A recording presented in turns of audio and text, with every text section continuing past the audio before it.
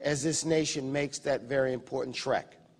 So now, as much as 20 or 30 or 40 or 50 years ago, this vision of a nation where every single person, regardless of where they start or regardless of their station in life, can have an equal opportunity to use their talent to live a good quality of life, has to remain uppermost in your thoughts and in your work and in your commitment.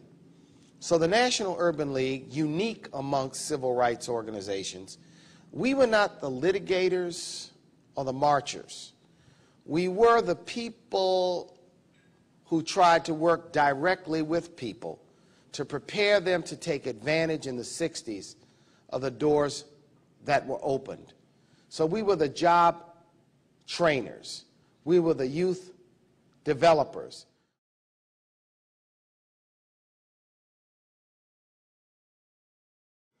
This notion of a post-racial America is absolute garbage. And I'll tell you why. What this is an embrace of a multiracial America. And what does that mean? Why is that different? We all ate salad tonight.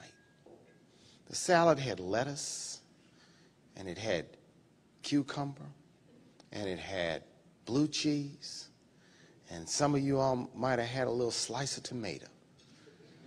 But all together, it is a salad. The tomato is no less a tomato. The lettuce is no less lettuce.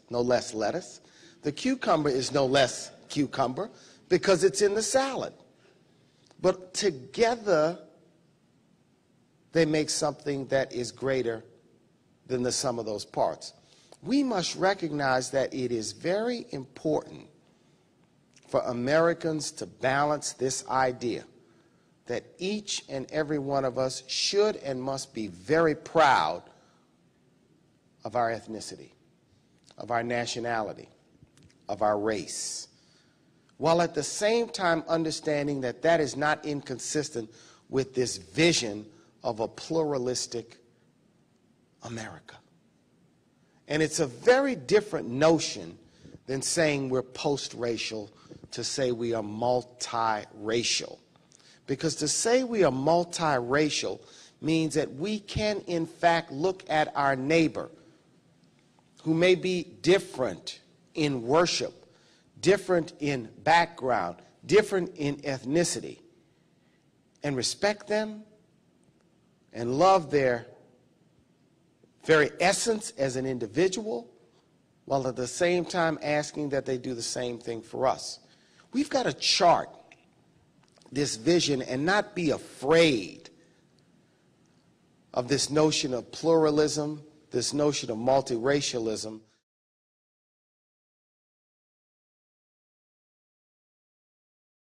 Your generation may be the generation that's got to run the rescue mission, that's got to lift up, that's got to re-architect, that's got to create a new vision for change. I think you're up to it, and I know you're up to it because I know that you're well-educated and smart enough.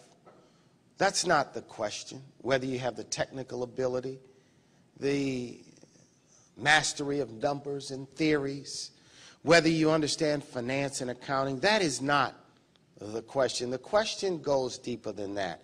It is, do you have the leadership? Do you have the commitment? Can you muster up this sense that with your talent you owe something to yourself, but you owe something to something bigger and certainly to something broader? It'll be up to you to retool the education system in this nation. Look at what has occurred. It is far too expensive and too difficult for so many talented young people to be able to afford college in this nation today.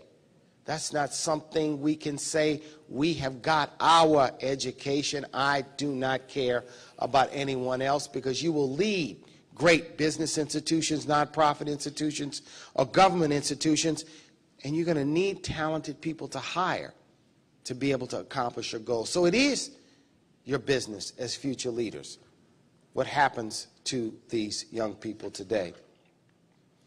I just want to leave you with a thought and a challenge. And that is, as you think and as you celebrate and as you prepare for your next steps, I hope you will discuss and ask yourself, what will be the role of our generation in 21st century America? What will be our collective role as a generation that will inherit a challenging economy, challenges and troubles with schools and education, but will also inherit a nation with an economy larger than any economy in the history of humankind? What will be our challenge? What will be our mission? What will we accomplish together? I think that is what is so very important as you face the future. So I congratulate you. And on a night like tonight, it's a night to be happy, but it's a night to be sobered by the realities of what indeed you will face. But I hope you will be inspired by the generations that have gone before us, that have opened doors, that have fought the battles, and that have led the way. They inspire me each and every day and each and every way. One of my colleagues in the civil rights movement told me a story that he had a testy exchange with a very talented young person who said to him, you know, civil rights did not pass accounting for me. Civil rights did not pass finance for me. Civil rights did not pay my college tuition. And civil rights did not add one extra notch on my resume. And this person looked at him and he said, you're absolutely, positively right. Civil rights didn't do any of that. But he said, civil rights got somebody to read your resume. And don't you forget it. Thank you very much.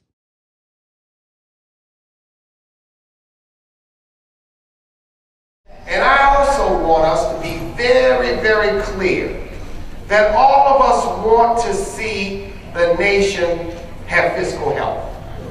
But we do not want the budget of the United States to be balanced on the backs of the most vulnerable citizens in this country. It wasn't too much spending on job training or summer jobs that caused this debt. It wasn't too much spending on aid to children's education that caused this debt. I want to find the person that found the money to spend $1 trillion in Iraq.